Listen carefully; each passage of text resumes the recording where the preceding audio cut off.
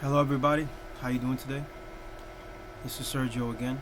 As you can see by the title, um, I'm going to be talking about the reasons why I left Christianity. So, this was a period way back in 1992 to right around 1994. I became very curious about the Christian religion and other religions, and this is when I really started doing like in-depth research, at least the first time anyway. So one of the first books I got my hand on was called the Bethany Old Testament Bible Commentary. It was by a Christian scholar. Right now I don't remember his name, sorry. I plan on getting this book again. So this was one of the books in the beginnings of my research that ironically led me away from Christianity, right? So one of the things in it that really stood out was when he spoke about certain verses in the Old Testament that were unclear, right? So obviously on a translating committee, you have to write something there, right? You can't just leave it blank. So, excuse me. Basically, you know, some of the translators are making a choice and actually guessing on what it should say from the ancient Hebrew, right? So that was a major red flag for me. Okay. Um, Obviously, when you translate something, you're gonna lose certain things, right? I'll give you a simple example, right? Like my family is Hispanic; they're from the Dominican Republic. I was born here, but we're Dominican, right? So, in the Spanish language, there is a phrase that we use when you're mad at somebody, and then you wanna talk about them real bad, in a real derogatory manner. So, if it's a man speaking to another man, you would say, "You're an hijo de puta," hijo de puta.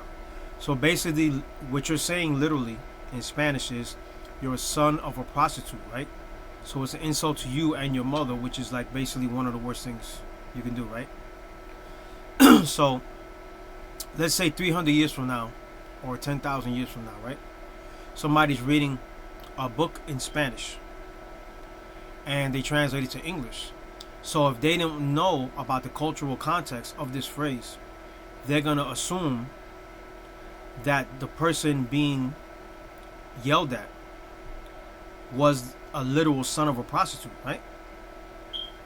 So, that made me things like that made me think like, wow, maybe the ancient Hebrew writers um use certain terms and phrases current at that time, that meant certain things to them in their cultural context, and maybe us modern readers, we don't understand this, right? Because we're not from that culture or that time, right? Which is probably a thing, which I'm still looking into. Okay, so that was one thing, right? So that made me doubt certain passages written in the Old Testament and maybe want to understand it better, right? Then little by little, I started meeting different people um, that had different ways of thinking, right? I met an older gentleman who was a Buddhist, another older guy who was an atheist. Then I got into conversations with several Muslims. One of them is someone I know to this day called Jeffrey, right? And he always had very interesting things to say about certain subjects in the Bible, which he would write down, and I would study, and he was always correct. And he was Muslim, right? So I was like, wow, me and this guy would never argue either. Um, and it had me really rethinking, let me say it like that, rethinking a lot of things that I thought, were accurate, or however you want to say it, right? So little by little, I started finding out a lot of the problems, that I was finding was not actually with the Bible itself on its own, but it was some of the things I was being told in church and Bible study. Okay. Um, you know, because there's things in the Bible that's not explained, like where did Cain get his wife from? If Adam, Eve, Cain, and Abel were the only people on the earth, how is it that after he killed his brother Abel, where did he get his wife from, right? And there's there's 30 different theories on it, to this day, right? That was one of the things that I used to think about. It's like, wow, they never take the time to explain this. Then you got the story about Abraham in the book of Genesis, and he's successful in a war or something. I forget exactly how it goes. I got to go back and look at it. And, he goes to this place called Salem, which is Jerusalem today. And he meets this mysterious person called Melchizedek or Melchizedek. And it says that he's a high priest forever. He's a high priest of God, right? Sorry. So the problem with this is that, the priesthood in Israel was not established until generations later during the lifetime of Moses and his brother Aaron, right? So how could a priesthood exist in Israel if the priesthood was not literally commanded yet by God until the lifetime of Moses, right? So that was another problem I had, and I would ask fellow Christians and even pastors, right? And most of the time they didn't have an answer, or they would just speculate, right? And it's okay, we don't know everything. There's a lot of things we don't know. All right. So now I keep studying and studying, right? Like I keep going to church and keep going to Bible study, right? But I'm quiet, and I don't want to argue with nobody, So a lot of things I'm not talking about. And then another thing that sparked my curiosity was, reading in the Old Testament how the Jews had problems with the Babylonians, with the Egyptians, and other nations. So I started reading about their histories and their ancient religions, right? And finding out what were the similarities and what were the differences, One of the other things that really disturbed me was, when we look at the historical portrayals of Jesus and the 12 disciples, his mother, and the biblical prophets and everything, right? Because I started seeing images of the oldest icons coming from the cathedrals. So we're talking about the cathedrals that are in France, Germany, Spain, and all the oldest icons show Jesus, whether he was a baby or grown, his mother, Joseph, the disciples, and the prophets, all being as black people, right? And not the way they appear today. And I started finding things out about how, Michelangelo was commissioned by the Pope to paint basically Jesus and the disciples and everybody the way the people looked there, right? And I had been studying Buddhism for a little while at this time, right?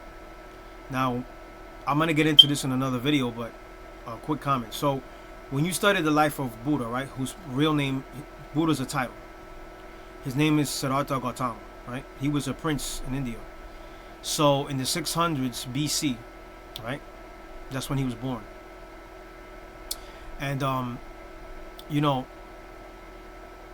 the first country where his teachings traveled to outside of India, because he was a prince from India, was to China. And then it went to other places like Japan, Korea, and Tibet. So now when you look up the oldest paintings and statues of Buddha, you also find that he is dark-skinned, right?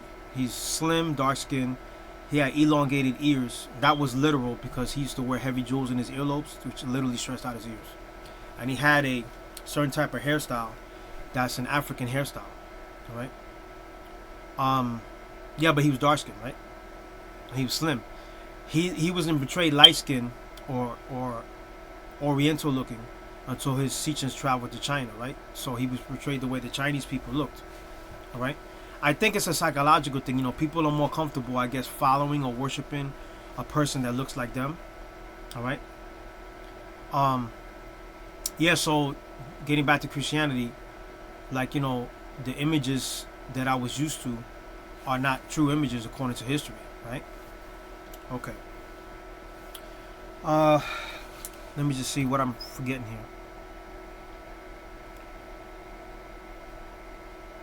Okay, so, studying other religions, I started to see, little by little, there were a lot of similarities. I mean, a lot of similarities with things in the Old Testament and in the New Testament, right? Uh, for instance, the Christian Holy Trinity concept, right? Father, Son, Holy Spirit. There were Holy Trinities in Hinduism, um, and to this day, right? There was a Holy Trinity in ancient Egypt, okay? Um, there's a verse in the Old Testament in the book of Psalms which calls God the rider of the clouds and lightning are his arrows, right? You find the same concept in ancient India. There's a certain god called Indra, Indra, and he's the king of the gods, and he rides the clouds and lightning are his arrows, right? Also, you find that teaching in, I believe it was ancient Canaan. I think it was Baal was spoken about in the same manner, right? Now, I'm not saying that the person who wrote the Psalms copied from any of those religions, right? Whether it was from a text or a concept. All I'm saying is that there were certain ideas in the Old Testament that, for a person who doesn't read anything outside of the Bible, would think that it was something original to the Bible, right? That was unique to the Bible. In other words, right? Okay. So, in summary, right?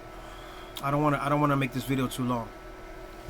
Basically, you know, I became so curious about other religious beliefs that I started studying them, right? And you know, it's like I said to myself, I can't be part of a group that condemns every other person on the planet that thinks or believes differently than them. You know, to me that's just incorrect. Okay, because you know, I read something back in the 90s also that said, you know, for those of you who have a closed-minded or very strong faith in one belief, right? If you were born at another time before that faith existed, you will feel the same way about that different belief than the one you have now, right? Which makes perfect sense, right? Because the other one, you wouldn't even know anything about it because it didn't come about yet, right? You know, and I do want to say there is a positive here, right? Now, when I joined Christianity, right? I was going to a Protestant church. You know, most of the people were very nice, you know. I enjoyed the services. You know, there were things that I did get out of it that I still hold dear to this day, right? I still believe Jesus was a very holy person, probably one of the most righteous people who ever lived, right? At the least. I don't know if he was anything like the Bible describes, if he had a divine or actual divine mission from God or not. You know, I have a big question about that, right? I have to say though, you know, that I understand the need for some people to want to believe in a person that's like a role model for them and a guide, you know. There are people who really need that, right? I'm not saying it's wrong or it's right. Okay? Some people need an object or a person to focus on, right? To keep them on track. I understand all that. Because I used to be one of them, right? But little by little I started understanding that you don't need a person to focus on, right? When you're seeking the divine.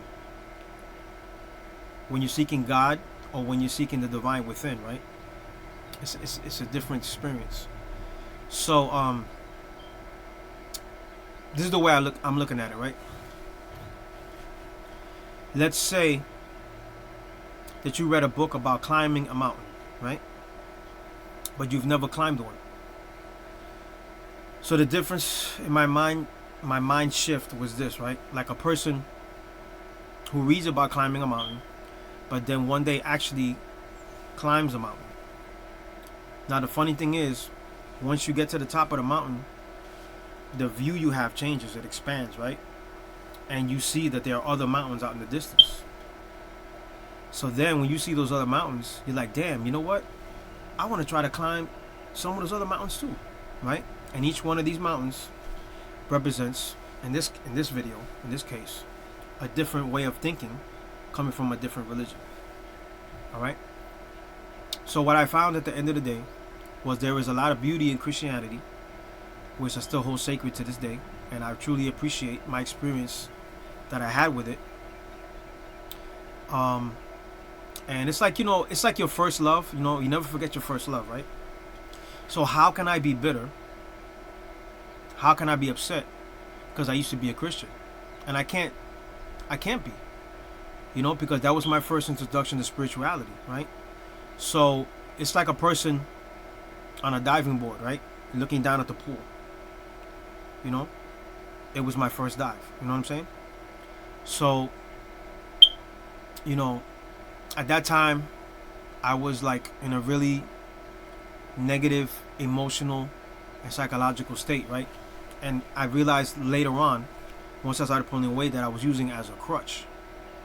And I needed to put the crutches down. I needed to walk on my own and find out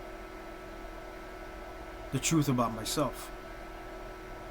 And I didn't learn that while I was in Christianity. Sorry.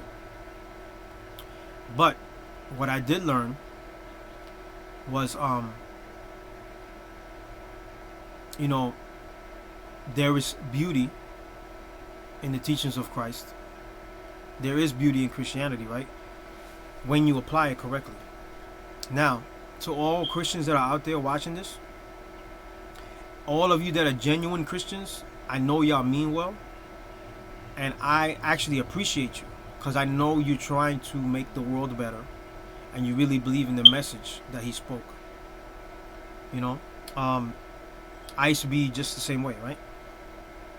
So, no negative thing to say about y'all. We need people in the world that have strong faith and that are trying to make the world better, right? Whether they're right or wrong, I can't prove it or disprove it. Okay? But I have to say that my time was not wasted with them going to church or Bible study, because there are things that I did get out of it. Okay? So basically, I'm at a point in my life where I will never allow myself to join any other religious organization again. Because I noticed that, every one of them, they always try to control your thinking. And they keep you confined to a certain point of view, right? And if we're going to learn, if we're going to advance as thinking beings, human beings, whatever you want to call it, we can't restrict our thinking. We have to keep studying. We have to keep researching. Okay? So, I don't want to stay here forever. I don't want to keep you too long, I know we all got things to do. Okay, so do I. Maybe I'll talk a little more about this in the future. I don't know. I just wanted to share these thoughts. It's been on my mind recently, and I wanted to share with you guys, right?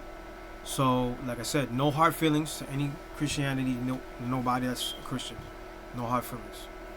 All right? God bless you, and I wish you the best in life. I'm just trying to understand things a little bit better, and yeah. Have a good day, and peace and blessings. Thanks for watching. See you again. Bye.